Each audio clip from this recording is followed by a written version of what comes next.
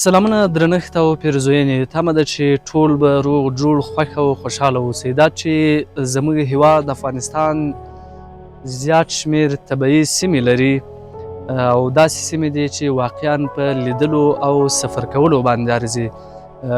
نو موږ هم د خپلو سفرونو په لړ کې دا ځل راغلي یو کابل ته، او په کابل کې د قرغه بند ته راغلي یو.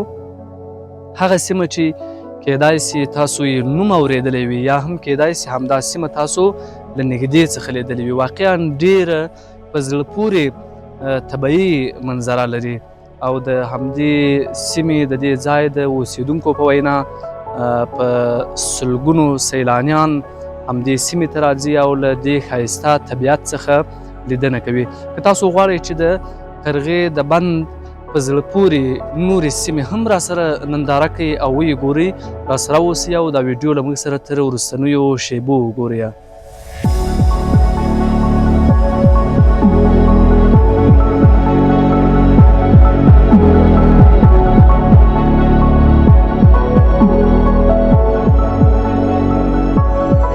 کله چې د کابل ښار شاوخوا ته وګرځي، یوه داسې طبیعي خزانه د مخته راځي چې نه یوازې د ښار د خلکو لپاره د تفریح یوه زړه راښکونکې سیمه ده، بلکې د اوبو یوه مهمه سرچینه هم ګڼل کیږي.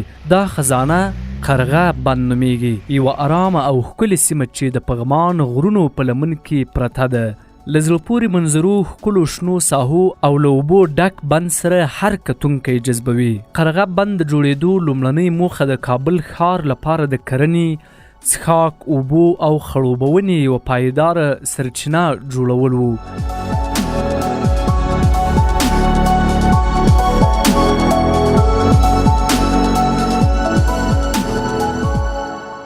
د محمد ظاهر شاه د سلطنت پر مهال شاوخوا 1433 هجري شمسي کال کې د بند د جوړولو کار رسما پیل شو.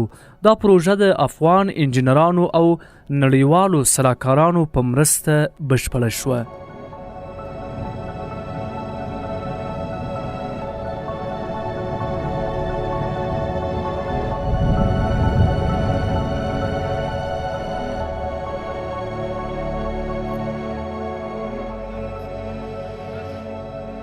قرغه بند د پغمان سیند پر سر جوړ شوی ده چې د بند ظرفیت یې 2.8 میلیونه متر مکعب اوبه لري.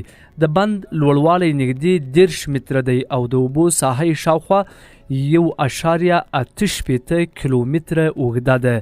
دغه بند کولی شي د اوړي په تودو ورځو کې د زرګونو کورنیو د اوبو اړتیا پوره کړي.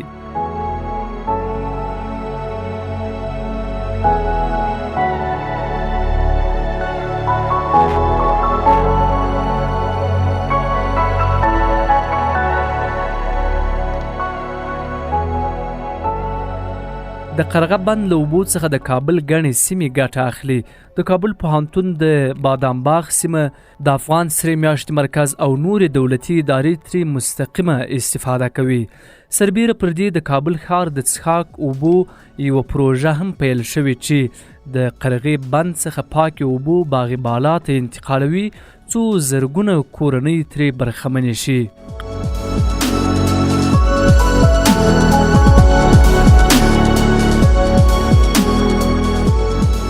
قرغه بند اوس د افغانانو لپاره یوازې یوه اوبیزه پروژه نه ده، بلکې یو مهم تفریحي ځای هم دی.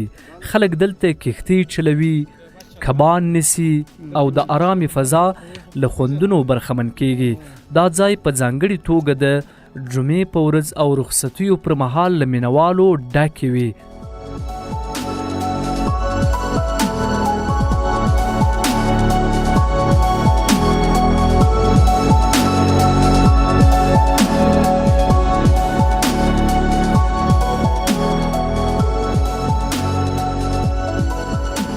قرغه بند که څه هم له طبیعي ښکلاو ډک دی، خو د اقلیم بدلون، کم باران او د خلکو بې احتیاطي ګواښي د بند د ککړتیا د مخنیوي لپاره د چاپیریالي ادارو او د اوبو وزارت له لوري اقدامونه هم پیل شوي دي څو دا ملي خزانه وساتل شي.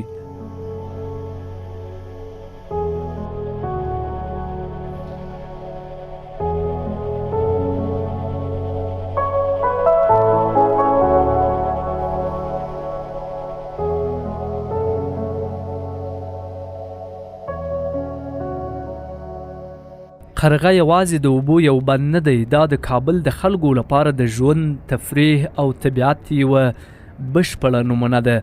که څه هم جوړېدو ته یې لسیزې تېرې شوي، خو ارزښت یې ورځ تر بلې ډېرېږي. دا بند د دې ښکارندوی دی چې کله دولت او خلک ګډ کار وکړي، پایله یې هم ګټوره وي او الهام بښونکی هم وي.